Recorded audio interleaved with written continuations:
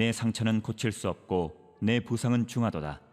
내 소식을 듣는 자가 다 너를 보고 손뼉을 치나니 이는 그들이 항상 내게 행패를 당하였음이 아니더냐 하시니라.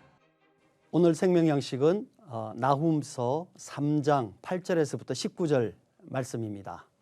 저희가 8절부터 읽겠습니다. 내가 어찌 노아몬보다 낫겠느냐. 그는 강들 사이에 있으므로 물이 들렸으니 바다가 성루가 되었고 바다가 방어벽이 되었으며 구스와 애굽은 그의 힘이 강하여 끝이 없었고 붓과 루빔이 그들을 돕는 자가 되었으나 그가 포로가 되어 사로잡혀갔고 그의 어린 아이들은 길 모퉁이에 매어침을 당하여 부서졌으며 그의 존귀한 자들은 제비 뽑혀 나뉘었고 그의 모든 권세자들은 사슬에 결박되어나니 너도 술에 취하여 숨으리라. 너도 원수들 때문에 피난처를 찾으리라.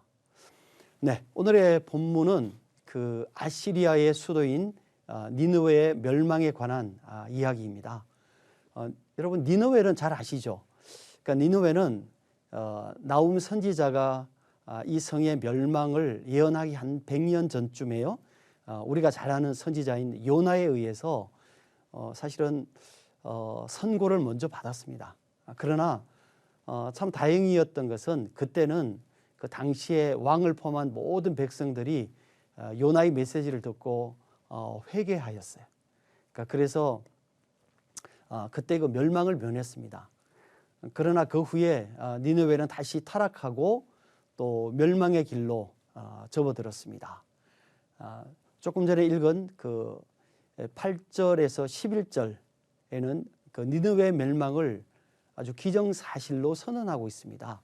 네, 그러면서 내가 어찌 노아몬보다 낫겠느냐 이렇게 얘기했습니다. 근데 노아몬이 어디냐면은 이 노아몬의 이 의미는 뭐냐면은 아몬의 성이라는 의미인데요. 아몬의 성, 이 노아몬은 그 애굽에 있는 성입니다. 애굽에 있는 그 태양신을 모시는 그 신전을 가지고 있었던 아주 유명한 도시인데요. 이 성읍은 누구보다도 무너뜨릴 수 없는 요새였습니다.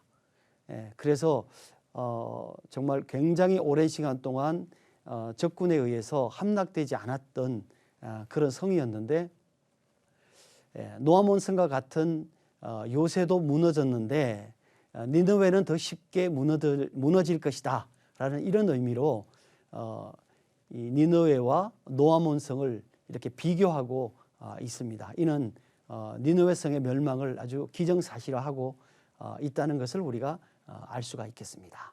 자, 12절은 내 모든 산성은 무화과 나무에 처음 익은 열매가 흔들기만 하면 먹는 자의 입에 떨어진 것 같으리라. 내 가운데 장정들은 여인 같고 내 땅의 성문들은 내 원수 앞에 넓게 열리고 빗장들은 불에 타도다 이렇게 되어 있습니다.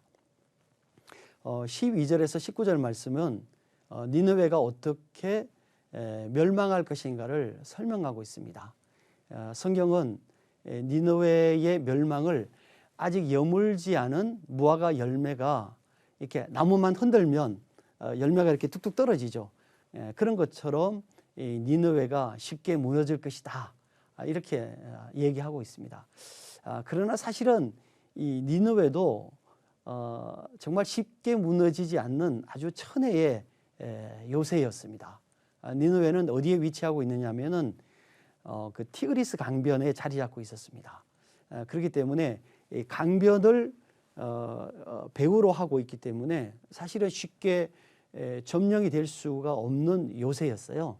왜냐하면 강변으로 해서 침투하기가 너무 어려웠기 때문입니다.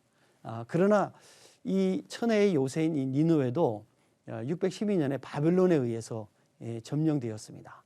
그런데 그때 바벨론에 의해서 이 점령될 때에 어떤 일이 있었냐면은 큰 홍수가 그 티그리스 강변에 일어났습니다. 그래서 그 니느웨가 그 홍수에 의해서 물에 잠기고 모래에 묻혔습니다. 2장 6절에 보면 이렇게 기록되어 있어요. 강들의 수문이 열리고 왕궁이 소멸되며 이렇게 되어 있습니다.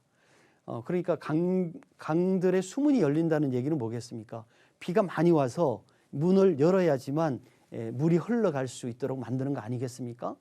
그러니까 그때 굉장한 홍수가 일어났다는 것을 얘기하고 있습니다. 그래서 그때의 이 광경을 지금 설명하고 있는 거거든요. 그 후에 아시리아는 애국과 연합해서 유프라데스 강변에 있는 그 강변에서 갈그미아라는 곳에서 609년과 605년에 두 차례에 걸쳐서 바벨론과 싸웠지만 이기지 못했습니다. 이 전쟁을 우리가 갈그미스 1차 또 2차 전투라고 얘기를 하고 있습니다. 그러나 뭐 이것이 중요한 것은 아니고요. 우리가 정작 정말 알아야 될 것은 이 전쟁에 유다의 멸망에 큰 영향을 미쳤습니다. 왜냐하면 2차 갈그미스 전투가 있는 605년에 그 애굽의 느고 왕이 그 아시리아와 연합해서 바벨론과 싸우기 위해서 갈그미스로 가고 있는 그런 상황이었습니다. 그때에 그 이스라엘의 도로가 4개가 있는데요. 그 중에서 그 해변에 있는 도로, 지중해 근방에 있는 해변에 있는 도로로 가고 있었는데 당시에 유다 왕이었던 요시아가 그 길을 막았습니다. 전쟁에 가지 못하도록. 그리고 그 장소가 어디냐면은 무깃도라는 곳이었습니다. 그리고 그곳에서 애굽의 느고와 전쟁을 하다가 날아오는 화살에 맞아서 죽었습니다. 그 죽음으로 말미암아 유다는 멸망의 경량으로 들어가게 됐죠. 그래서 갈그미스 전투에서 승리한 바벨론이 애굽을 치기 위해서 계속 남하하다가 유다를 점령한 것입니다. 그때 유다의 왕은 요시아의 둘째 아들인 여호아하스였는데 힘 한 번 쓰지 못하고 예루살렘은 멸망을 당했습니다. 그리고 20년 후에 586년에 유다의 마지막 왕인 시드기야에 의해서 시드기야 왕에 의해서 유다는 멸망하고 바벨론에게 포로로 끌려가게 되었습니다. 하나님의 섭리는 도저히 우리가 이해할 수 없는 그런 하나님의 섭리를 우리가 생각해 보게 됩니다. 100년 가까이 팔레스틴을 지배하던 최강국인 아시리아도 하나님의 말씀에 순종하지 않아서 멸망하고 말았습니다. 그렇습니다. 우리가 하나님 앞에서 해야 될 일은 무엇이겠습니까? 그의 말씀 앞에 우리가 온전하게 순종하는 길입니다. 순종의 여러분이 되시기를 축원합니다. 아멘.